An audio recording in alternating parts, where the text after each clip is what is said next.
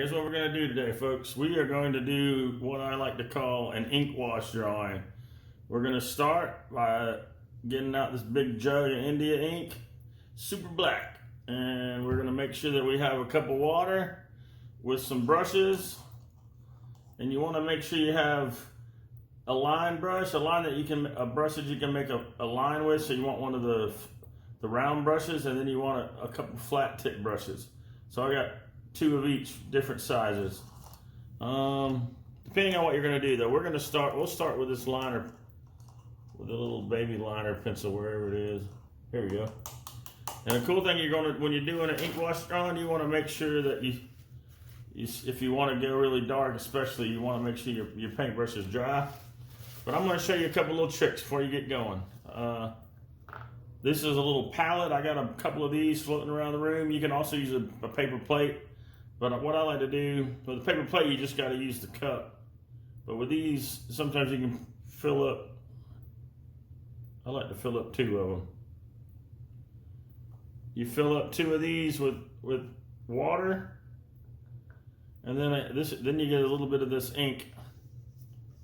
And this ink, you don't need a lot of it because it goes a long way. So just one little drop of it. Woo, that's plenty because it's gonna go a long way. All right, just like when we worked with pencils, modeling and shading with the pencil, we had you tried to get lights and darks. Same thing with this. The darkest of darks are when you go straight into the ink, like this. You go straight into the ink, and you just start drawing. It's kind of like having a big Sharpie, but you're using the paintbrush. And I don't know what I'm drawing, but I'm drawing. And the more you add, see how when I go into the ink, how it's really dark. And then if I just keep drawing, the more I draw, it'll start getting lighter. It'll be a gray, and it'll just keep getting thin until it eventually just stops making a mark. And you can use that to your advantage. See how it's starting to get gray?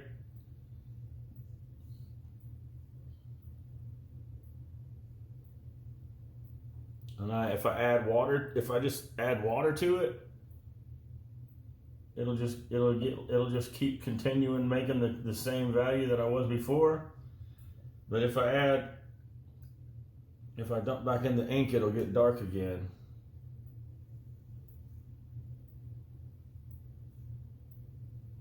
But see how it's starting to wash out again? And if I dry off the paintbrush and then go back into the black, it'll get really dark.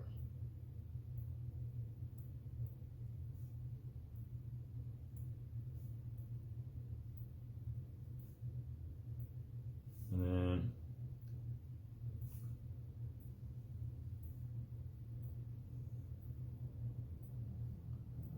got a little gangster lean going. Making art with this little camera is kind of crazy. I'm having to lean over forward so y'all don't see my head. All right, that's sort of a gist. This is how you just totally get straight black and light without even using any of this little fancy little water trick I'm about to show you.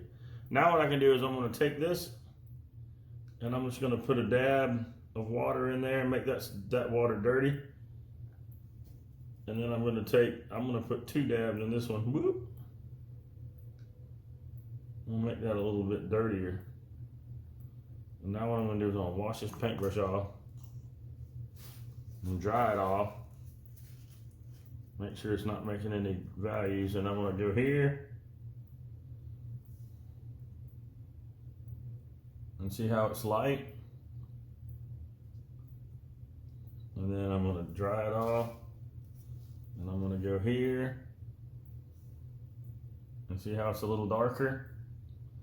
This is like 2 little dabs of ink into the water, and then this is 1 little dab of ink into the water. So that's another way you can get different values. Another thing you can do is take the flat tip brush You take this flat tip brush, just like when you used to scumble with your pencil. You can start here with the light and come in here and put like a little bit of value on there. I got a lot there. Sometimes you can take the paper towel and dry it up. That's putting a little bit of color. If I come in here with this little bit darker, I can get some pretty cool little shadows in there. And sometimes you can put the dark on there and then go straight into the water. Just kind of fan it out. And I'll try to do that all over really quick just so you can see it. But you can get a bunch of cool little value changes if you just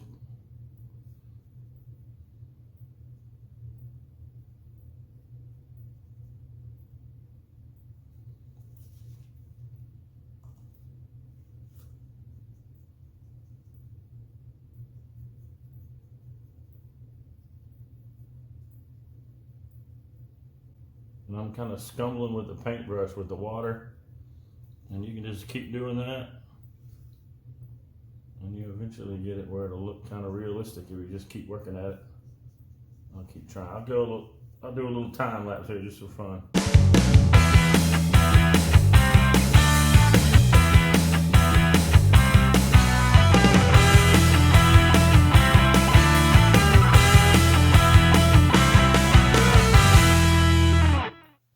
Where you kind of get the idea of how you can do this.